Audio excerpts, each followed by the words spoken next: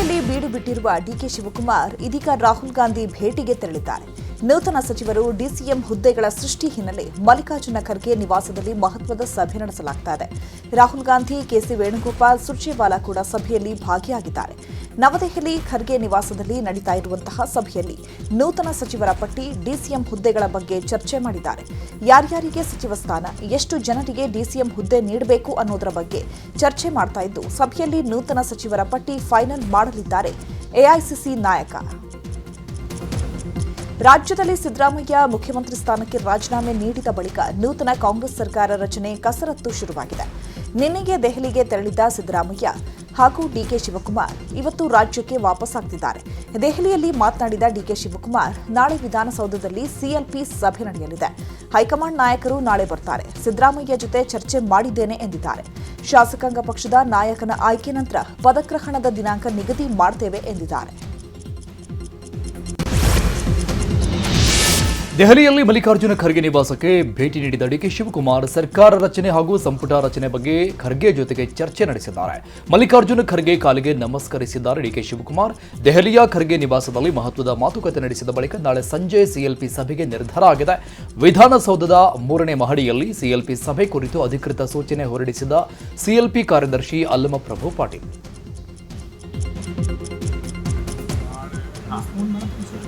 Election leader ಹೇಳ್ಬೇಕು. ನಾಳೆ ಶಾಸಕಾಂಗ ಪಕ್ಷದ ಸಭೆಯನ್ನು ಮಾಡಬೇಕಾಗಿದ್ವಿ. ಸಿದ್ದರಾಮಯ್ಯ ಮಾತಾಡಿದ್ವಿ, ಟೈಮಿಂಗ್ ಮಾಡ್ತಾ ಎಲ್ಲರಿಗೂ ಬೆಂಗಳೂರಲ್ಲಿ ಕೇಳಿದ್ದೀವಿ. ಯಾಕೆ ನಮ್ಮ ಹೈಕಮಾಂಡ್ ಲೀಡರ್ಸ್ ಕೇಳಬೇಕು, ಅವರು ಬರಬೇಕು, ಅಬ್ಸರ್ವ್ ಬರಬೇಕು, ಜನ ಆ ಟೈಮಿಂಗ್ ಅವ್ರು ಕೇಳ್ಕೊಂಡು ಟೈಮಿಂಗ್ ವಿಧಾನಸೌಧದಲ್ಲಿ ನಾಯಕರನ್ನ ಆಯ್ಕೆ ಮಾಡುವಂತ ಪ್ರಕ್ರಿಯೆ ಮುಗಿಬೇಕು. ರಾಜ್ಯ ಕಾಂಗ್ರೆಸ್ನಲ್ಲಿ ಸರ್ಕಾರ ರಚನೆಗೆ ತಯಾರಿ ನಡೀತಾ ಇರುವ ಈ ಹೊತ್ತಲ್ಲೇ ಸಿದ್ದರಾಮಯ್ಯ ಆಪ್ತರಾದ ಎಂಬಿ ಪಾಟೀಲ್ ಹಾಗೂ ಪರಮೇಶ್ವರ್ ದೆಹಲಿಗೆ ಪ್ರಯಾಣ ಬೆಳೆಸಿದ್ದಾರೆ. ಕಾಂಗ್ರೆಸ್ ಹೈಕಮಾಂಡ್ ನಾಯಕರು ಬುಲಾವ್ ನೀಡಿದ ಬೆನ್ನಲ್ಲೇ ಉಭಯ ನಾಯಕರು ದೆಹಲಿಗೆ ಪ್ರಯಾಣ ಬೆಳೆಸಿದ್ದಾರೆ. ಕಾಂಗ್ರೆಸ್ ಪಕ್ಷದ ನಿರ್ಧಾರಕ್ಕೆ ಬದ್ಧ ಎಂದು ಎಂಬಿ ಪಾಟೀಲ್ ತಿಳಿಸಿದ್ದಾರೆ. ಇನ್ನು ಕೆಪಿಸಿಸಿ ಅಧ್ಯಕ್ಷ ಹುದ್ದೆಗೆ ಪರಮೇಶ್ವರ್ಗೆ ಆಫರ್ ನೀಡಲಾಗ್ತಿದೆ ಎನ್ನುವ ಮಾಹಿತಿ ಸಿಕ್ಕಿದೆ. ನೋಡಿ, ಪಕ್ಷ ಇವತ್ತು ಈಗ ನಿನ್ನೆ ಇದು ಆಗಿದೆ, ನಾಳೆ ಸಿಎಲ್ಪಿ ಆಗುತ್ತೆ. ಪಕ್ಷ ಏನೋ ನಿರ್ಧಾರ ಮಾಡ್ತಾರೆ, ಏನು ಕೂಡ ಇವತ್ತು ಹೋಗಿದ್ದಾರೆಲ್ಲ ಮುಖ್ಯಮಂತ್ರಿಗಳು, ಉಪಮುಖ್ಯಮಂತ್ರಿಗಳು ಎಲ್ಲರೂ ಹೋಗಿದ್ದಾರೆ. ನೋಡೋದು ಏನಾಗ್ತದಪ್ಪ. ಸುಮ್ಮನೆ ಯಾರು ನಮ್ಮ ಲೀಡರ್ಸ್ ಬೇಕಾಗ್ತದೆ. ತಪ್ಪೇನಿದೆ? ಈಗ ಸಚಿವ ಸ್ಥಾನದ ಲಾಬಿಗೋಸ್ಕರ ಹೋಗಿದ್ದಾರೆ ಅಂತ ತಪ್ಪೇನಿದೆ? ಎಲ್ಲರಿಗೂ ಹಕ್ಕಿದೆ ಅಲ್ಲ. ತಾವು ಏನಾದರೂ ಡಿಸಿಎಂ ಕೇಳುವಂಥ ನಾನು ಯಾವುದಿಲ್ಲ ಅಂತ ಯಾವುದೂ ಇಲ್ಲ. ಈಗ 3-4 ಡಿಸಿಎಂ ಸ್ಥಾನ ಮಾಡೋದು ನನಗೆ ಗೊತ್ತಿಲ್ಲಪ್ಪ. ನನಗೆ ಗೊತ್ತಿಲ್ಲ. ನಾನೇನು ಕಾಂಗ್ರೆಸ್ ಹೈಕಮಾಂಡ, ಇವೆಲ್ಲವೂ ಕೂಡ ಹೈಕಮಾಂಡ್ ನಿರ್ಧಾರ ಮಾಡ್ತದೆ. ಸುಮ್ಮನೆ ಯಾರಿಗೂ ಹೂವು ಇಲ್ಲ. ಹೈಕಮಾಂಡ್ ಡಿಸಿಎಂ ಮಾಡಬೇಕು ಬೇಡೋ, ಪೋಸ್ಟ್ ಕ್ರಿಯೇಟ್ ಮಾಡಬೇಕು ಬೇಡೋ, ಇದನ್ನೆಲ್ಲ ಅವ್ರು ಮಾನದಂಡಗಳು ಇರ್ತವೆ. ಅಲ್ಲ ಸರ್, ತಾವು ಈ ಮೊದಲು ಕೆಪಿಸಿಸಿ ಅಧ್ಯಕ್ಷ ಸ್ಥಾನಕ್ಕೆ ಕೂಡ ಪೈಪೋಟಿ ನಾನು ಮಾಡಿಲ್ಲ, ಪೈಪೋಟಿ ಮಾಡಿಲ್ಲ. ನಾನು ಕೆಪಿಸಿಸಿ ಸ್ಥಾನ ಮಾಡಿಲ್ಲ, ನಾನು ಮಾಡಿಲ್ಲ, ಪೈಪೋಟಿ ಮಾಡಿಲ್ಲ ಅಂತ ಮೊದಲು. ದೆಹಲಿಯಲ್ಲಿ ಡಿಕೆ ಶಿವಕುಮಾರ್ ಹಾಗೂ ಸಿದ್ದರಾಮಯ್ಯ ಲಂಚ್ ಮೀಟಿಂಗ್ ಮಾಡಿದ್ದಾರೆ. ಊಟ ಮಾಡ್ತಾ ಮುಂದೆ ತೆಗೆದುಕೊಳ್ಳಬೇಕಾದ ತೀರ್ಮಾನಗಳ ಬಗ್ಗೆ ಚರ್ಚೆ ನಡೆಸಿದ್ದಾರೆ. ಡಿಕೆ ಶಿವಕುಮಾರ್ ಹಾಗೂ ಸಿದ್ದರಾಮಯ್ಯ ಲಂಚ್ ಮೀಟಿಂಗ್ ವೇಳೆ ಮಾಜಿ ಸಚಿವ ಕೆಎಚ್ ಮುನಿಯಪ್ಪ ಹಾಗೂ ಯತೀಂದ್ರ ಸಿದ್ದರಾಮಯ್ಯ ಹಾಜರಿದ್ದರು. ಸಿಎಲ್ಪಿ ಸಭೆ ಸೇರಿ ಮತ್ತಿತರ ವಿಚಾರಗಳ ಚರ್ಚೆ ನಡೆಸಿದ್ದಾರೆ. ಕ್ಯಾಬಿನೆಟ್ ರಚನೆ ಹಾಗೂ ಕೆಪಿಸಿಸಿ ಅಧ್ಯಕ್ಷರ ಆಯ್ಕೆ ಬಗ್ಗೆಯೂ ಚರ್ಚೆ ಆಗಿದೆ. ಆ ಬಳಿಕ ದೆಹಲಿಯಿಂದ ಸಿದ್ದರಾಮಯ್ಯ ಬೆಂಗಳೂರತ್ತ ವಾಪಸ್ಸಾಗಿದ್ದಾರೆ. ಸೋನಿಯಾ ಖರ್ಗೆ, ಕೆಸಿ ವೇಣುಗೋಪಾಲ್ ಭೇಟಿ ಮಾಡಿ ವಾಪಸ್ಸಾಗಿದ್ದಾರೆ. ವಿಧಾನಸೌಧದ ಮೆಟ್ಟಿಲುಗಳ ಮೇಲೆ ಡಿಕೆ ಶಿವಕುಮಾರ್ ಪ್ರಮಾಣ ವಚನ ಸ್ವೀಕಾರ ಮಾಡಲಿದ್ದಾರೆ ಎನ್ನಲಾಗ್ತಾ ಇದೆ. ಈಗಾಗಲೇ ಪ್ರಮಾಣ ವಚನ ಕಾರ್ಯಕ್ರಮದ ತಯಾರಿಗೆ ಸರ್ಕಾರದ ಮುಖ್ಯ ಕಾರ್ಯದರ್ಶಿಗೆ ಡಿಕೆ ಶಿವಕುಮಾರ್ ಕರೆ ಮಾಡಿದ್ದು, ಪ್ರಮಾಣ ವಚನಕ್ಕೆ ತಯಾರಿ ಮಾಡಿಕೊಳ್ಳಲು ಸೂಚನೆ ಕೊಟ್ಟಿದ್ದಾರಂತೆ. ಸೋಮವಾರ ಅಥವಾ ಬುಧವಾರ ಪ್ರಮಾಣ ವಚನ ಸ್ವೀಕಾರ ಮಾಡಲಿದ್ದು, ಅಜ್ಜಯ್ಯ ನಿಗದಿ ಮಾಡಿದಂತಹ ಮುಹೂರ್ತದಲ್ಲೇ ಪ್ರಮಾಣ ವಚನಕ್ಕೆ ಡಿಕೆ ಶಿವಕುಮಾರ್ ನಿರ್ಧಾರ ಮಾಡಿದ್ದಾರೆ. ಸರ್ಕಾರ ರಚನೆಗೆ ಕಸರತ್ತು ನಡೆಸ್ತಾ ಇರುವ ಡಿಕೆಶಿಗೆ ಗುಡ್ ನ್ಯೂಸ್ ಸಿಕ್ಕಿದೆ. ಜೂನ್ 5 ಅಥವಾ 6ರಂದು ಪ್ರಮಾಣಕ್ಕೆ ರಾಜಗುರು ದ್ವಾರಕನಾಥ ಸಲಹೆ ಕೊಟ್ಟಿದ್ದಾರೆ. ನ್ಯೂಸ್ 18 ಜೊತೆಗೆ ರಾಜಗುರು ದ್ವಾರಕನಾಥ ಮಾತನಾಡಿದ್ರು. ಡಿಕೆಶಿಗೆ ಒಳ್ಳೆಯದಾಗಲಿ ಅಂತ ಶೃಂಗೇರಿಯಲ್ಲಿ ಪ್ರಾರ್ಥನೆ ಸಲ್ಲಿಸಿರುವುದಾಗಿ ಕೂಡ ಹೇಳಿದ್ರು. ಮುಖ್ಯಮಂತ್ರಿ ಆಗೇ ಆಗ್ತೀಯಾ ಅಂತ ನಾನು ಹೇಳಿದ್ದೆ. ಸಿಎಂ ಆಗಿ ಡಿಕೆಶಿ ಒಳ್ಳೆಯ ಆಡಳಿತ ನೀಡಲಿ ಅಂತ ಶುಭ ಹಾರೈಸಿದ್ದಾರೆ. ನಾನು ಅವನ ಜಾತಕವನ್ನು ನೋಡಿ ಪರಿಶೀಲನೆ ಮಾಡಿ ನೀನು ಮಂತ್ರಿ ಆಗ್ತೀಯ, ಏನು ಕೊಟ್ಟರು ಒಪ್ಕೋ, ಪ್ರಯತ್ನ ಮಾಡು, ನಾನು ಒಳ್ಳೆಯ ದಿವಸ ಕೊಡ್ತೀನಿ. ಅವತ್ತು ಹೋಗಿ ಇವಾಗ ಮುಖ್ಯಮಂತ್ರಿಗಳು ಬಂಗಾರತ್ವರಾಗಿದ್ದರು, ಅವ್ರನ್ನ ಕಾಣು, ನಿಂಗೆ ಯಾರು ಸಹಾಯ ಮಾಡ್ತಾರೆ, ಇದು ಒಳ್ಳೆಯ ದಿವಸ ಹೋಗು. ನಾನು ತಾರೀಕು ಟೈಮ್ ಕೊಟ್ಟು ಕಳಿಸಿದೆ. ಅಲ್ಲೋಗಿ ಕೇಳ್ದ ಅವನು. ಕೇಳಿದ ಮೇಲೆ ಏನೋ ಅವನ ಅದೃಷ್ಟ ಆಯಿತು. ಆದರೆ ನಿನ್ನ ಲಾಲ್ಬಾಗ್ ಕಬ್ಬನ್ ಪಾರ್ಕ್ಗೆ ಹುಲ್ಗಾಯಕ್ಕೆ ಮಂತ್ರಿ ಹಾಕೋರು ಒಪ್ಕೊಂಬಿಡ ಅಷ್ಟೇ. ನಿನ್ನ ಕೆರಿಯರ್ ಬಿಲ್ಡ್ ಆಗುತ್ತೆ. ಒಂದು ದಿವಸ ನೀನು ಖಂಡಿತ ಮುಖ್ಯಮಂತ್ರಿ ಆಗ್ತೀಯ, ನಿನ್ನ ಜಾಗದ ತೋರಿಸ್ತಾ ಇದೆ, ನಿನ್ನ ಜಾತಕದಲ್ಲಿದೆ, ಒಂದು ರಾಜಯೋಗ ಇದಪ್ಪ, ನಿಂಗೆ ಬರುತ್ತೆ, ಖಂಡಿತವಾಗಲೂ ಚೀಫ್ ಮಿನಿಸ್ಟರ್ ಆಗ್ತೀಯ ಅಂತ ಅವತ್ತೇ ಹೇಳ್ಬಿಟ್ಟಿದ್ದೆ ನಾನು. ಸಿದ್ದರಾಮಯ್ಯ ದೆಹಲಿ ಪ್ರವಾಸದ ವೇಳೆ ಸೋನಿಯಾ ಗಾಂಧಿ ನಿವಾಸಕ್ಕೆ ತೆರಳಿದ ಕೆಲ ಕಾಲ ಅಲ್ಲಿ ಚರ್ಚೆಯನ್ನು ನಡೆಸಿದ್ದಾರೆ. ಈ ವೇಳೆ ಸೋನಿಯಾ ಗಾಂಧಿಗೆ ಸಿದ್ದರಾಮಯ್ಯ ಧನ್ಯವಾದ ತಿಳಿಸಿದ್ದಾರೆ. ಇನ್ನು ಸೋನಿಯಾ ನಿವಾಸದಲ್ಲಿ ರಾಹುಲ್ ಗಾಂಧಿ ಜೊತೆಗೂ ಸಿದ್ದರಾಮಯ್ಯ ಚರ್ಚೆ ಮಾಡಿದ್ದಾರೆ. ಈ ವೇಳೆ ಸಿದ್ದರಾಮಯ್ಯಗೆ ಜಾರ್ಜ್ ರಾಜ್ಯ ಉಸ್ತುವಾರಿ ಸಚಿವ ಸುರ್ಜೇವಾಲಾ ಉಪಸ್ಥಿತರಿದ್ದರು. ಸಿದ್ದರಾಮಯ್ಯ ಅವರನ್ನ ಆತ್ಮೀಯವಾಗಿ ಆಲಿಂಗಿಸಿಕೊಂಡ ರಾಹುಲ್ ಗಾಂಧಿ ರಾಷ್ಟ್ರ ರಾಜಕಾರಣಕ್ಕೆ ಬರುವಂತೆ ಆಹ್ವಾನ ನೀಡಿದ್ದಾರಂತೆ. ನಾನು ನಿಮ್ಮ ಜೊತೆಗೇ ಇದ್ದೇನೆ, ಯಾವುದೇ ಕಾರಣಕ್ಕೂ ಟೆನ್ಷನ್ ಬೇಡ ಅಂತ ಅಭಯ ನೀಡಿದ್ದಾರಂತೆ. ರಾಷ್ಟ್ರ ಮಟ್ಟದಲ್ಲಿ ಒಂದು ಒಬಿಸಿ ಗಟ್ಟಿ ಧ್ವನಿ ಆಗೋ ಅರ್ಹತೆ ನಿಮಗಿದೆ ಅಂತಿರೋ ರಾಹುಲ್ ರಾಷ್ಟ್ರ ರಾಜಕಾರಣಕ್ಕೆ ಆಗಮಿಸುವಂತೆ ಆಹ್ವಾನ ನೀಡಿದ್ದು, ಪುತ್ರನ ರಾಜಕೀಯ ಭವಿಷ್ಯ ನಮ್ಮ ಜವಾಬ್ದಾರಿ ಅಂತ ಅಭಯ ಕೊಟ್ಟಿದ್ದಾರಂತೆ.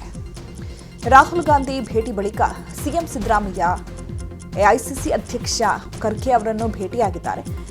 ಭೇಟಿ ವೇಳೆ ಸಿದ್ದರಾಮಯ್ಯಗೆ ವಿಶ್ ಮಾಡಿದ ಖರ್ಗೆ ಕೂಡ ರಾಷ್ಟ್ರ ರಾಜಕಾರಣಕ್ಕೆ ಆಗಮಿಸುವಂತೆ ಒತ್ತಡ ಹೇರಿದ್ದಾರೆ ಎನ್ನಲಾಗಿದೆ. ಭೇಟಿ ವೇಳೆ ಕೆಜೆ ಜಾರ್ಜ್, ಪ್ರಿಯಾಂಕ್ ಖರ್ಗೆ, ವಿಧಾನ ಪರಿಷತ್ ಸದಸ್ಯ ಡಾಕ್ಟರ್ ಯತೀಂದ್ರ ಸಿದ್ದರಾಮಯ್ಯ ಹಾಜರಿದ್ದರು.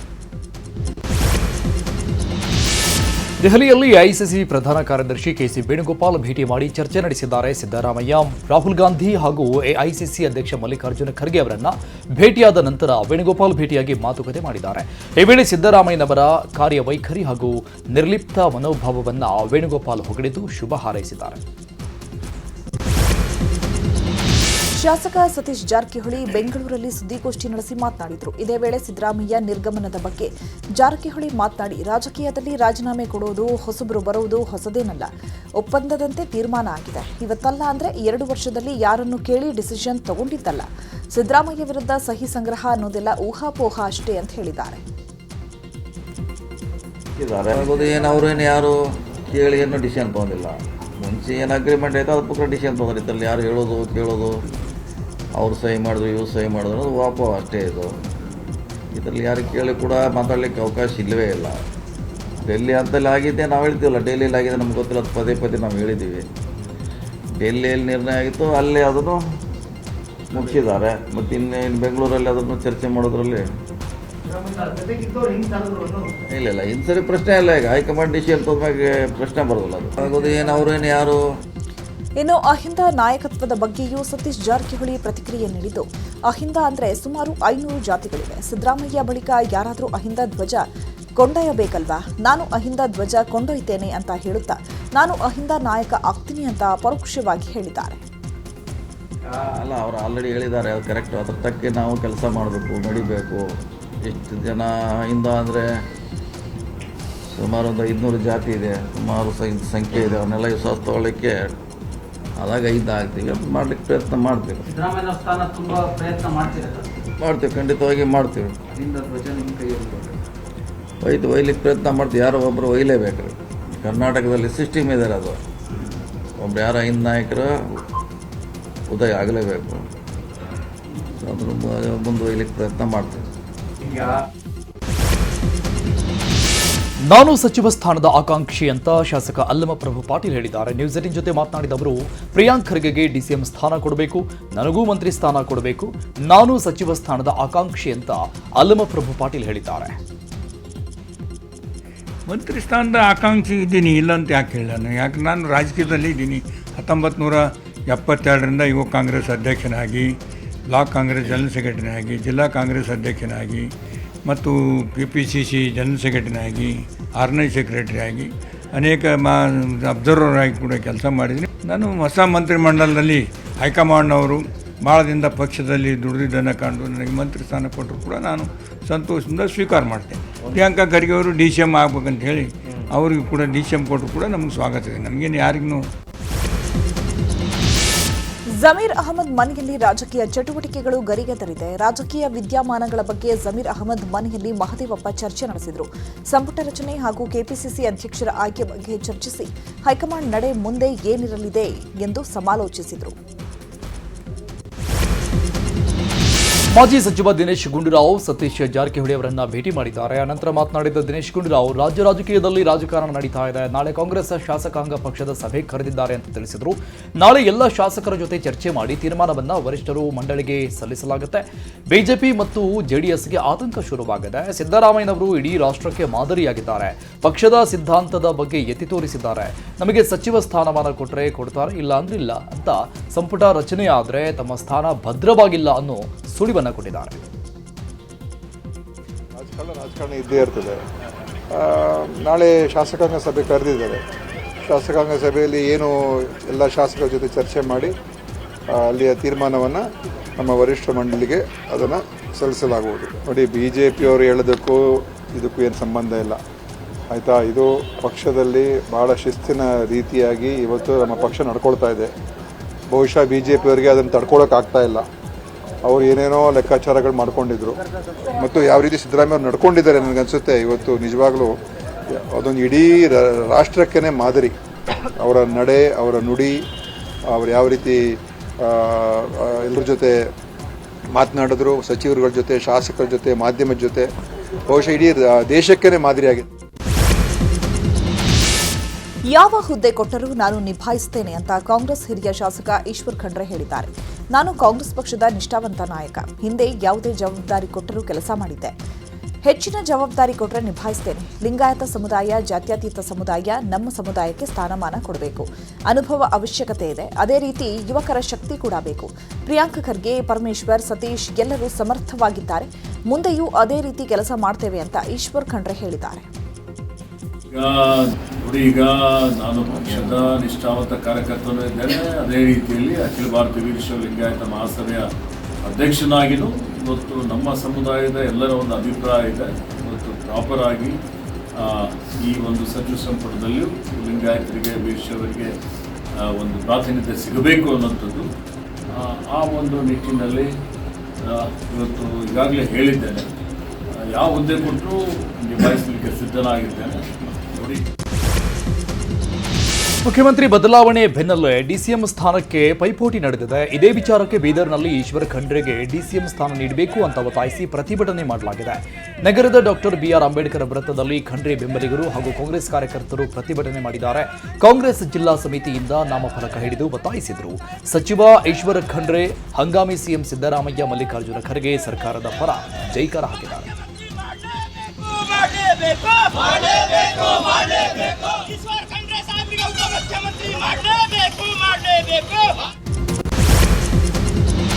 ಕೋಲಾರ ಶಾಸಕರು ಸಚಿವ ಸ್ಥಾನಕ್ಕಾಗಿ ಮಲ್ಲಿಕಾರ್ಜುನ ಖರ್ಗೆ ಭೇಟಿ ಮಾಡಿದ್ದಾರೆ. ಕೋಲಾರ ಜಿಲ್ಲೆಗೆ 3 ಸಚಿವ ಸ್ಥಾನ ನೀಡುವಂತೆ KH ಮುನಿಯಪ್ಪ ಬಣದ ಶಾಸಕರಿಂದ ಖರ್ಗೆ ಭೇಟಿ ಮಾಡಿ ಆಗ್ರಹಿಸಿದ್ದಾರೆ. 3 MLA, 2 MLC ಸೇರಿದಂತೆ 7 ಮಂದಿ ನಾಯಕರಿಂದ ಮಲ್ಲಿಕಾರ್ಜುನ ಖರ್ಗೆಗೆ ಪತ್ರದ ಮೂಲಕ ಮನವಿ ಮಾಡಿದ್ದಾರೆ. ದಲಿತ ಕೋಟಾದಡಿ ನಾರಾಯಣ ಸ್ವಾಮಿಗೆ ಸಚಿವ ಸ್ಥಾನ ನೀಡಿ, ನಂಜೇಗೌಡ, ಕೊತ್ತೂರು ಮಂಜುನಾಥ್ಗೆ ಸಚಿವ ಸ್ಥಾನಕ್ಕಾಗಿ ಆಗ್ರಹಿಸಿದ್ದಾರೆ. ನಾರಾಯಣಸ್ವಾಮಿ, ಕಾಂಗ್ರೆಸ್ ಮುಖಂಡ ಕೆ ಚಂದ್ರಾರೆಡ್ಡಿ, ಶಾಸಕ SN ನಾರಾಯಣಸ್ವಾಮಿಗೆ ಸಚಿವ ಸ್ಥಾನಕ್ಕೆ ಒತ್ತಡ ಹಾಕಿದ್ದಾರೆ. ಮಂಡ್ಯದ ಮದ್ದೂರಲ್ಲಿ ಮಾಜಿ ಸಂಸದೆ ಸುಮಲತಾ ಅಂಬರೀಶ್ ಸಿದ್ದರಾಮಯ್ಯ ರಾಜೀನಾಮೆ ವಿಚಾರಕ್ಕೆ ಪ್ರತಿಕ್ರಿಯಿಸಿದ್ದಾರೆ. ಸಿಎಂ ರಾಜೀನಾಮೆ ಎಲ್ಲರೂ ನಿರೀಕ್ಷೆ ಮಾಡಿದ್ದೆ, ಇದು ಶಾಕ್ ಏನಿಲ್ಲ ಅಂತ ಹೇಳಿದ್ದಾರೆ. 2 ವರ್ಷದಿಂದ ಈ ಚರ್ಚೆ ನಡೀತಾ ಇದೆ. ಇದೇನು ಶಾಕಿಂಗ್ ನ್ಯೂಸ್ ಅಲ್ಲ. ಯಾರೇ ಸಿಎಂ ಆದರೂ ಒಳ್ಳೆಯ ಆಡಳಿತ ಕೊಡಬೇಕಷ್ಟೇ. ಅದನ್ನೇ ಜನರು ನಿರೀಕ್ಷೆ ಮಾಡುವುದು. ದಲಿತ ಸಿಎಂ ಅನ್ನೋದು ಅವರ ಪಕ್ಷಕ್ಕೆ ಬಿಟ್ಟ ವಿಚಾರ. ನಾಯಕತ್ವ ಬದಲಾವಣೆ ಹೊಸದಲ್ಲ ಹಾಗೂ ತಪ್ಪಲ್ಲ. ಜನರು ಇದನ್ನ ಸ್ವೀಕಾರ ಮಾಡ್ತಾರೆ ಅಂತ ಹೇಳಿದ್ದಾರೆ. ಸಿಎಂ ರಾಜೀನಾಮೆ ವಿಚಾರಕ್ಕೆ ಹಾವೇರಿಯಲ್ಲಿ ಮಾಜಿ ಸಿಎಂ ಬಸವರಾಜ ಬೊಮ್ಮಾಯಿ ಪ್ರತಿಕ್ರಿಯಿಸಿದ್ದಾರೆ. ರಾಜ್ಯದಲ್ಲಿ ಹಿಂದುಳಿದ ವರ್ಗದವರ ನಾಯಕತ್ವಕ್ಕೆ ಅನ್ಯಾಯವಾಗಿದೆ. ಸಿದ್ದರಾಮಯ್ಯ 4 ದಶಕಗಳ ಕಾಲ ಸಕ್ರಿಯ ರಾಜಕಾರಣ ಮಾಡಿದ್ದಾರೆ. ಸಿದ್ದರಾಮಯ್ಯ ನಮ್ಮ ತಂದೆಯವರಿಗೆ ಬಹಳ ಆತ್ಮೀಯರಾಗಿದ್ದರು. ಸಮಾಜವಾದಿ, ಸಮಾಜದ ಬಗ್ಗೆ ಕಳಕಳಿಯ ನಾಯಕ ಸಿದ್ದರಾಮಯ್ಯ ಅಂತ ಬಣ್ಣಿಸಿದ್ರು. ಈಗ ಹಿಂದುಳಿದ ನಾಯಕತ್ವಕ್ಕೆ ಕಾಂಗ್ರೆಸ್ ಕೊಡಲಿ ಪೆಟ್ಟು ಕೊಟ್ಟಿದೆ. OBC ನಾಯಕನ ಗೌರವಕ್ಕೆ ಧಕ್ಕೆ ತರುವ ಕೆಲಸ ಮಾಡಿದೆ ಕಾಂಗ್ರೆಸ್. ಕಾಂಗ್ರೆಸ್ ವಿರುದ್ಧ ಕೂಡ ವಾಗ್ದಾಳಿಯನ್ನ ನಡೆಸಿದ್ರು. DKಶಿ ಮುಖ್ಯಮಂತ್ರಿ ಆದರೆ ಒಂದು ರೀತಿ ತೂಕುಕತ್ತಿ ಸರ್ಕಾರ ಅಂತ ಟಾಂಗ್ ಕೊಟ್ಟರು. ಇವತ್ತು ಅವ್ರನ್ನ ತೆಗೆ ಮುಖಾಂತರ ವಿಶೇಷವಾಗಿ ಹಿಂದುಳಿದ ವರ್ಗದ ಒಂದು ನಾಯಕತ್ವಕ್ಕೆ ಕೊಡಲೇಪಟ್ಟನ್ನು ಕಾಂಗ್ರೆಸ್ನವ್ರು ಕೊಟ್ಟಿದ್ದಾರೆ. ಕಾಂಗ್ರೆಸ್ನವ್ರು ಯಾವಾಗಲೂ ಕೂಡ ಬದ್ಧತೆ ಇರಲಿಲ್ಲ. ಹಿಂದುಳಿದ ವರ್ಗವನ್ನು ನಿರಂತರವಾಗಿ ಬಳಕೆ ಮಾಡ್ಕೊಂಡು ಬಂದಿದ್ದಾರೆ. ಅದೇ ರೀತಿ SC ST ಕೂಡ ಬಳಕೆ ಮಾಡ್ಕೊಂಡು ಬಂದಿದ್ದಾರೆ. ಒಂದೇ ಮಾತಿಗೆ DK ಶಿವಕುಮಾರ್ ಮುಖದಲ್ಲಿ ಕಳೆ ಬದಲಾವಣೆ ಆಯಿತು.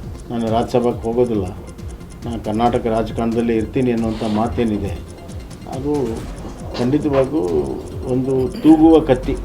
ಕರ್ನಾಟಕ ರಾಜಕಾರಣದಲ್ಲಿ DK ಶಿವಕುಮಾರ್ ಅವರು ಮುಖ್ಯಮಂತ್ರಿ ಆದರೆ ಅದೊಂದು ತೂಗುವ ಕತ್ತಿ. ಇವತ್ತು ಸಿದ್ದರಾಮಯ್ಯ ರಾಜೀನಾಮೆ ಹಿನ್ನೆಲೆ ಸಂಸದ ಡಾಕ್ಟರ್ ಕೆ ಸುಧಾಕರ್ ಪ್ರತಿಕ್ರಿಯಿಸಿದ್ದಾರೆ. ಸಿದ್ದರಾಮಯ್ಯ ಅವರು ಹೊರಗೆ ಕಾಣುವಷ್ಟು ಕಠಿಣ ವ್ಯಕ್ತಿಯಲ್ಲ. ಅವರೊಬ್ಬ ಸೌಮ್ಯ ಸ್ವಭಾವದ ಸಹೃದಯಿ. ನಂಬಿದವರನ್ನ ಎಂದಿಗೂ ಕೈಬಿಡದ ಗುಣ ಸಿದ್ದರಾಮಯ್ಯ ಅವರದ್ದು. ನನ್ನನ್ನು ವೈಯಕ್ತಿಕವಾಗಿ ಚೆನ್ನಾಗಿ ನೋಡಿಕೊಟ್ಟಿದ್ರು. ಸಿದ್ದರಾಮಯ್ಯ ಹಾಗೂ ನನ್ನ ನಡುವೆ ತಂದೆ ಮಗನಂತಹ ಆತ್ಮೀಯ ಸಂಬಂಧವಿತ್ತು ಅಂತ ಸಂಸದ ಸುಧಾಕರ್ ಸಿದ್ದರಾಮಯ್ಯ ಅವರನ್ನ ಬಣ್ಣಿಸಿ ಹಳೆ ನೆನಪು ಹಂಚಿಕೊಂಡ್ರು. ಸಿದ್ದರಾಮಯ್ಯ ರಾಜೀನಾಮೆಯಿಂದ ನನಗೂ ಎಲ್ಲೋ ಒಂದು ಕಡೆ ತೀವ್ರ ನೋವಾಗಿದೆ ಅಂತ ಹೇಳಿಕೊಂಡಿದ್ದಾರೆ. ಕೂಡ ದೀರ್ಘಕಾಲದ ಆಡಳಿತ ರಾಜಕಾರಣದ ಬದುಕಿನಿಂದ ವಿದಾಯ ಹೇಳುವಾಗ ವಿರೋಧ ಇದ್ದರೂ ಕೂಡ ಅದೇನು ಸಂತೋಷ ಪಡುವಂಥ ಕ್ಷಣ ಅಲ್ಲ. ಅವರು ಇಷ್ಟು ದೀರ್ಘಾವಧಿಯಲ್ಲಿ ಅವರು ಮಾಡಿದಂಥ ಕೆಲಸ ತೃಪ್ತಿ ತಂದಿದೆಯಾ, ಸಮಾಧಾನ ತಂದಿದೆಯಾ ಅಂತ ಕೇಳಿದಾಗ ಎಲ್ಲೋ ಒಂದು ಕಡೆ ಭಾಳಷ್ಟು ಹಿರಿಯ ನಾಯಕರುಗಳು ಏನೆಲ್ಲ ಈ ರಾಜ್ಯದಲ್ಲಿ ಅವರು ಸೇವೆ ಮಾಡಿದ್ದಾರೆ ಅವರ ಸಾಲಿನಲ್ಲಿ ಮಾನ್ಯ ಸಿದ್ದರಾಮಯ್ಯನವರು ನಿಂತು ಅವರು ಕೂಡ ಈ ರಾಜ್ಯಕ್ಕೆ ದೊಡ್ಡ ರೀತಿಯ ಕೊಡುಗೆ ಕೊಟ್ಟಿದ್ದಾರೆ. ಪರಿಶಿಷ್ಟ ವರ್ಗ, ಪರಿಶಿಷ್ಟ ಜಾತಿ, ಈ ರೀತಿಯ ಶೋಷಿತ ವರ್ಗಗಳಿಗೆ ಸಮಾನತೆಗೆ, ಸಾಮಾಜಿಕ ನ್ಯಾಯಕ್ಕೆ ಅನೇಕ ರೀತಿಯಲ್ಲಿ ಕಾರ್ಯಕ್ರಮಗಳನ್ನು ಕೊಟ್ಟಿದ್ದಾರೆ. ಕಲಬುರಗಿಯಲ್ಲಿ ಛಲವಾದಿ ನಾರಾಯಣಸ್ವಾಮಿ ಸಿದ್ದರಾಮಯ್ಯ ವಿರುದ್ಧ ವಾಗ್ದಾಳಿ ನಡೆಸಿದ್ರು. ಸಿದ್ದರಾಮಯ್ಯ ಅವರು ಮಾತೆತ್ತಿದ್ರೆ ಅಹಿಂದ ಜಪ ಮಾಡ್ತಾರೆ. ದೇಶದ ಪ್ರಧಾನಿಗಳು ಏನ್ ಬ್ರಾಹ್ಮಣರ? ಅವರು ಅಹಿಂದ ನಾಯಕರೇ. ಪ್ರಧಾನಿ ವಿರುದ್ಧ ಸಿದ್ದರಾಮಯ್ಯ ಮಾತನಾಡಿದ್ದು ತಪ್ಪು. ರಾಜ್ಯದ ಜನರು ಇಂತಹ ಸರ್ಕಾರ ಬೇಡ ಅಂತಿದ್ದಾರೆ ಅಂತ ಸರ್ಕಾರದ ವಿರುದ್ಧ ಗುಡುಗಿದ್ರು. ಯಾಕೆ ಅವರು ಮಾತೆತ್ತಿದ್ರೆ ನಿನ್ನೆಯೂ ಕೂಡ ದೇಶದ ಪ್ರಧಾನಮಂತ್ರಿಯನ್ನ ನಿಂದಿಸುವುದನ್ನು ಮಾತ್ರ ಸಿದ್ದರಾಮಯ್ಯನವರು ಮರೆಯಲಿಲ್ಲ. ಮಾತೆತ್ತಿದ್ರೆ ಅಹಿಂದ ಅಹಿಂದ ಅಹಿಂದ ಜಪ ಮಾಡ್ತೀರಿ. ಸಂಕಟ ಬಂದಾಗ ವೆಂಕಟರಮಣ ಅಂತ ಮಾಡ್ತಾರಲ್ಲ, ಹಾಗೆ ಅಹಿಂದ ಜಪ ಮಾಡ್ತೀವಿ. ದೇಶದ ಪ್ರಧಾನಮಂತ್ರಿಗಳೇನು ಬ್ರಾಹ್ಮಣರ? ಅವರು ಕೂಡ ಅಹಿಂದ ಅಲ್ವಾ? ಯಾಕೆ ಅವರು ಅಹಿಂದ ಅಂದ ಮೇಲೆ ಆ ಅಹಿಂದ ವ್ಯಕ್ತಿಯ ಮೇಲೆ ನಿಮಗೆ ಯಾಕೆ ಗೌರವ ಇಲ್ಲ? ನೀವು ಮಾತಿನ ಬರದಲ್ಲಿ, ಅಧಿಕಾರದ ಮದದಲ್ಲಿ ಇನ್ನೊಬ್ಬ ಅಹಿಂದ ನಾಯಕನನ್ನ ನೀವು ತುಚ್ಛವಾಗಿ ಮಾತಾಡ್ತಕ್ಕಂಥದ್ದು ಇದು ನಿಮಗೆ ಗೌರವ ಕೊಡ್ತದ? ಮಾತೆತ್ತಿದ ರಾಜ್ಯಸಭಾ ಟಿಕೆಟ್ಗೆ ಕಾಂಗ್ರೆಸ್ನಲ್ಲಿ ಭಾರಿ ಲಾಬಿ ನಡೀತಾ ಇದೆ. ಕರ್ನಾಟಕದಿಂದ ರಾಜ್ಯಸಭೆಗೆ ಆಯ್ಕೆ ಮಾಡಲು ಆಂಧ್ರಪ್ರದೇಶ PCC ಅಧ್ಯಕ್ಷೆ YS ಶರ್ಮಿಳಾ ಹೈಕಮಾಂಡ್ ನಾಯಕರಿಗೆ ಒತ್ತಡ ಹಾಕ್ತಿದ್ದಾರೆ. ಇಂದು ಬೆಳಗ್ಗೆ ದೆಹಲಿಯಲ್ಲಿ ರಾಹುಲ್ ಗಾಂಧಿ ಅವರನ್ನ ಭೇಟಿಯಾಗಿರುವ YS ಶರ್ಮಿಳಾ ರಾಜ್ಯಸಭಾ ಟಿಕೆಟ್ಗೆ ಒತ್ತಾಯ ಮಾಡಿದ್ದಾರೆ. ವಿಧಾನಸೌಧದ ಮೆಟ್ಟಿಲುಗಳ ಮೇಲೆ ಡಿಕೆಶಿ ಪ್ರಮಾಣ ವಚನ ಕಾರ್ಯಕ್ರಮಕ್ಕೆ ಸಕಲ ತಯಾರಿ ನಡೀತಾ ಇದೆ. ಈ ನಡುವೆ ಜೂನ್ 5ರಂದು ಡಿಕೆಶಿ ಪ್ರಮಾಣ ವಚನಕ್ಕೆ ಡಿಕೆಶಿ ಆಪ್ತ ಜ್ಯೋತಿಷಿ ಡಾಕ್ಟರ್ BP ಆರಾಧ್ಯ ಸಲಹೆ ಕೊಟ್ಟಿದ್ದಾರೆ. ಇದೇ ವೇಳೆ 2028ಕ್ಕೂ ಡಿಕೆಶಿ ಸಿಎಂ ಆಗ್ತಾರೆ. ಡಿಕೆಶಿಗೆ ಮುಂದಿನ 7 ವರ್ಷ ರಾಜಯೋಗವಿದೆ ಅಂತ ತಿಳಿಸಿದ್ದಾರೆ. ಇಬ್ಬರು ಇರೋದು ಭವಿಷ್ಯ ತುಂಬ ಚೆನ್ನಾಗಿದೆ. ಈಗ 2ನೇ ತಾರೀಕು ಕಳೆದ ಮೇಲೆ ಗುರು ಅವರಿಗೆ 10ನೇ ಮನೆ ನೋಡ್ತಾನೆ. ಜನನ ಕಾಲದಲ್ಲಿ ಎಲ್ಲಿದ್ದ ಗುರು ಅದೇ ಸ್ಥಾನವನ್ನು 2ನೇ ತಾರೀಕಿಂದ ನೋಡ್ತಾನೆ. ಅದರಿಂದ ಉದ್ಯೋಗ ಸ್ಥಾನ, ಅದು ಅಧಿಕಾರ ಬರಲೇಬೇಕು. ಮೇಷ ಲಗ್ನ ಹುಟ್ಟಿರೋದು, ಲಗ್ನದಿಂದ 10ನೇ ಮನೆ ಮಕರ. ಜನನ ಕಾಲದಲ್ಲಿ ಮಕರದಲ್ಲಿ ಗುರು ಶನಿ ಇಬ್ಬರು ಇರೋದ್ರಿಂದ ಅವ್ರಿಗೆ ಅಖಂಡ ರಾಜಯೋಗ, CM ಆಗೋದು ಪಕ್ಕ. ಇದೊಂದೇ ಸಾರಿ ಅಲ್ಲ, ನೆಕ್ಸ್ಟು 5 ವರ್ಷವೂ ಇವರೇ CM. 2028 ನಂತರ ಇವರೇ CM ಆಗಿರ್ತಾರೆ. ಅವರ ಭವಿಷ್ಯದಲ್ಲಿ ಆ ರೀತಿಯ 5ನೇ ತಾರೀಕು ಮಾಡಪ್ಪ, ಚೆನ್ನಾಗಿದೆ. 12:30 ಮುಹೂರ್ತ, ಬೀನ್ ಮುಹೂರ್ತ. ಶುಕ್ರವಾರ, ಶುಕ್ರ ನಿನಗೆ ಉಚ್ಚ ಇದ್ದಾನೆ ನಿನ್ನ ಲಗ್ನದಲ್ಲಿ, ರಾಶಿನಲ್ಲಿ, ನಿನ್ನ ಕುಂಡ್ಲಿನಲ್ಲಿ. ಶುಕ್ರವಾರ ಏನು ಕೆಲಸ ಮಾಡಿದ್ರು ಸಕ್ಸಸ್ಸು. ನೀವು ಹುಟ್ಟಿರೋದೇನೆ ಋಷಭ ರಾಶಿ, ಶುಕ್ರ ಅಧಿಪತಿ, ಕೃತಿಕಾ ನಕ್ಷತ್ರ. ಆ ಶುಕ್ರವಾರ ಏನು ಕೆಲಸ ಮಾಡಿದ್ರು ಜಯ, ಅದರಿಂದ ನಿನಗೆ ಜಯ ಸಿಗುತ್ತೆ. ಶುಕ್ರವಾರನೇ ಮಾಡಬೇಕು 12:30 ಅಂತ ಬೆಳಗ್ಗೆ ಎಲ್ಲ ಹೇಳಿದೆ. ದಾವಣಗೆರೆಯ UBDT ಇಂಜಿನಿಯರಿಂಗ್ ಕಾಲೇಜಿನ ಅಮೃತ ಮಹೋತ್ಸವ ಕಾರ್ಯಕ್ರಮದಲ್ಲಿ ಉಪರಾಷ್ಟ್ರಪತಿ CP ರಾಧಾಕೃಷ್ಣನ್ ಪಾಲ್ಗೊಂಡಿದ್ದರು. ಕನ್ನಡದಲ್ಲಿ ಭಾಷಣ ಆರಂಭಿಸಿದ ಉಪರಾಷ್ಟ್ರಪತಿಗಳು ಭಾಷಣದ ವೇಳೆ CM ಸಿದ್ದರಾಮಯ್ಯ ರಾಜೀನಾಮೆ ಬಗ್ಗೆ ಪ್ರಸ್ತಾಪಿಸಿದರು. ಬೆಂಗಳೂರಿನಲ್ಲಿ ನಾಯಕತ್ವ ಬದಲಾವಣೆ ಬಗ್ಗೆ ನಿಮಗೆಲ್ಲ ಗೊತ್ತು. ಸಿದ್ದರಾಮಯ್ಯನವರು ಈ ರಾಜ್ಯಕ್ಕೆ ಮಾಡಿದ ಸೇವೆಗೆ ಶ್ಲಾಘನೀಯ ಅಂತ ಹೇಳಿದ್ದಾರೆ.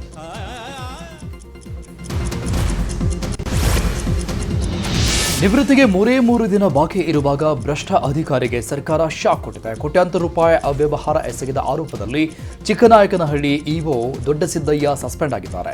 ಇಒ ದೊಡ್ಡಸಿದ್ದಯ್ಯ ಭಾನುವಾರ ನಿವೃತ್ತಿಯಾಗಬೇಕಾಗಿತ್ತು. ಮಧುಗಿರಿಯಲ್ಲಿ ಇಒ ಆಗಿದ್ದಾಗ ಬರೋಬ್ಬರಿ 4.5 ಕೋಟಿ ರೂಪಾಯಿ ಭ್ರಷ್ಟಾಚಾರ ನಡೆಸಿದ ಗಂಭೀರ ಆರೋಪ ಇದೆ. ನಿವೃತ್ತ ನೌಕರರ ಗಳಿಕೆ ರಜೆ ನಗದೀಕರಣದಲ್ಲಿ ಕೋಟಿ ಲೂಟಿ ಹೊಡೆದಿರುವುದು ದೊಡ್ಡಸಿದ್ದಯ್ಯರನ್ನ ನಿವೃತ್ತಿಗೆ 3 ದಿನ ಬಾಕಿ ಇರುವಾಗ ಸಸ್ಪೆಂಡ್ ಮಾಡಿ ಸರ್ಕಾರ ಆದೇಶವನ್ನು ಹೊರಡಿಸಿದೆ. ಉತ್ತರ ಕನ್ನಡ ಜಿಲ್ಲೆ ಭಟ್ಕಳ ಬಳಿಯ ಶಿರಾಲಿಯಲ್ಲಿ ಕಪ್ಪೆ ಚಿಪ್ಪು ತರಲು ಹೋದ 11 ಜನರ ಸಾವು ದುರಂತದ ಬೆನ್ನಲ್ಲೇ ಮೃತರ ಮನೆಗೆ ವಿಪಕ್ಷ ನಾಯಕ ಆರ್ ಅಶೋಕ್ ಭೇಟಿ ನೀಡಿದರು. ಮೃತರ ಕುಟುಂಬಸ್ಥರಿಗೆ ಸಾಂತ್ವನ ಹೇಳಿದರು. ಹೆಚ್ಚಿನ ಪರಿಹಾರ ನೀಡಲು ಸರ್ಕಾರಕ್ಕೆ ಆಗ್ರಹಿಸುವ ಭರವಸೆ ನೀಡಿದರು. ಇನ್ನು ಆರ್ ಅಶೋಕ್ ಜೊತೆ ಸಂಸದ ವಿಶ್ವೇಶ್ವರ ಹೆಗಡೆ ಕಾಗೇರಿ ಕೂಡ ಉಪಸ್ಥಿತರಿದ್ದರು.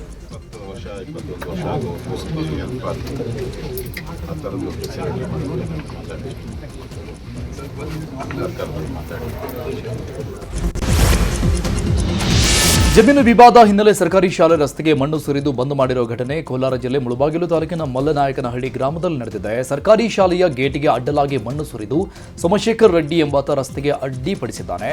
ಕಾಲೇಜು ಪ್ರೌಢಶಾಲೆ ಹಾಸ್ಟೆಲ್ ಕಟ್ಟಡವಿರೋ ಆವರಣದಲ್ಲಿ 10 ಟ್ರ್ಯಾಕ್ಟರ್ ಲೋಡ್ ಮಣ್ಣು ಸುರಿದಿದ್ದಾನೆ. ಬಾಂಗ್ಲಾದೇಶ ಗಡಿಯಲ್ಲಿ ಒಳನುಸುಳುವಿಕೆ ವಿರುದ್ಧ ಪಶ್ಚಿಮ ಬಂಗಾಳ ಸಿಎಂ ಸುವೆಂದು ಅಧಿಕಾರಿ ಸರ್ಕಾರ ಕಠಿಣ ನಿಲುವನ್ನು ತೆಗೆದುಕೊಳ್ತಾ ಇದೆ. ಬಿಜೆಪಿಯ ಸುವೆಂದು ಅಧಿಕಾರಿ ನೇತೃತ್ವದಲ್ಲಿ ಪಶ್ಚಿಮ ಬಂಗಾಳದ ನೂತನ ಸರ್ಕಾರ 3D ಫಾಲೋ ಮಾಡ್ತಾ ಇದೆ. Detect, delete and D report ಅನ್ನೋ ನಿಯಮದಲ್ಲಿ ಬಾಂಗ್ಲಾ ವಲಸಿಗರನ್ನ ವಾಪಸ್ ಕಳುಹಿಸುವ ಕೆಲಸ ಶುರು ಮಾಡಿದ್ದಾರೆ. ಉತ್ತರ 24 ಪರಗಣಗಳ ಗಡಿ ಪ್ರದೇಶಗಳಲ್ಲಿ ಬಾಂಗ್ಲಾದೇಶಿ ನುಸುಳುಕೋರರ ಮೇಲೆ ಇದು ಭಾರೀ ಪರಿಣಾಮ ಬೀರ್ತಾ ಇದೆ. ಹಕೀಂಪುರ ಗಡಿ ಚೆಕ್ಪೋಸ್ಟ್ ಮತ್ತೊಮ್ಮೆ ಪ್ರಮುಖ ಸಾರಿಗೆ ಕೇಂದ್ರವಾಗಿ ಹೊರಹೊಮ್ಮಿದ್ದು, ಅಕ್ರಮ ಒಳನುಸುಳುವಿಕೆ ವಿರುದ್ಧ ತೀವ್ರ ಕ್ರಮ ಕೈಗೊಳ್ಳುವ ಭಯದಲ್ಲಿ ಬಾಂಗ್ಲಾದೇಶದ 100 ಜನರು ಜಮಾಯಿಸಿದ್ದಾರೆ ಎನ್ನಲಾಗಿದೆ.